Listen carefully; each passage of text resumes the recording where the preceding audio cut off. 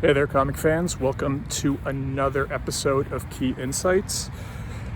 I just finished a run here on the lakeshore in Toronto, and it helps clear my mind. The big news in the comic world is the giant-sized X-Men graded 9.9 that sold at auction yesterday for $170,000. That's insane.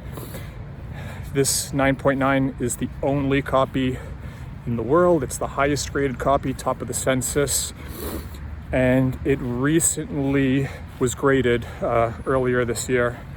And there's a lot to unpack here. If you've been following the chatter about this book, the recurring comment is that this is not a 9.9. I don't know how you can come to that conclusion without having the book in hand. You can stare at those scans all day long. You're not going to be able to tell the difference between a 9.9 and a 9.8.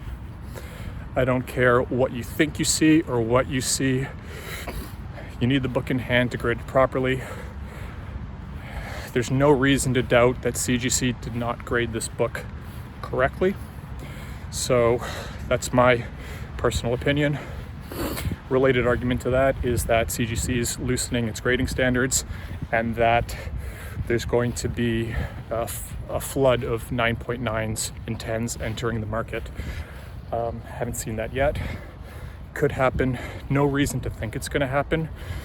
The idea that in 2024 a 9.9 suddenly surfaces is, the indicator of things to come is ludicrous. This is the nature of the hobby. Every so often, someone finds a Honus Wagner rookie card in someone's attic. An Action Comics #1 is discovered in someone's wall. These things happen. It's what keeps the hobby fresh. It's what keeps the hobby exciting. If this 9.9 had surfaced 15 years ago, would people still be thinking that it's an unfairly graded copy? I don't know, probably not. CGC hasn't given me any reason to doubt their grading up until this point. So that's what I feel about that grade. As for the price, $170,000. I was watching the auction last 30 minutes. Price just kept going up. I think the auction pushed 30 minutes past its closing date, with bid after bid incrementing up by $5,000. I had no idea when it was going to stop. $170,000. I have no idea what to think about this. This is uncharted territory. You know what they say, a collectible is only worth what someone's willing to pay. Well, someone was willing to pay $170,000, and someone else was willing to pay $165,000. So, wow.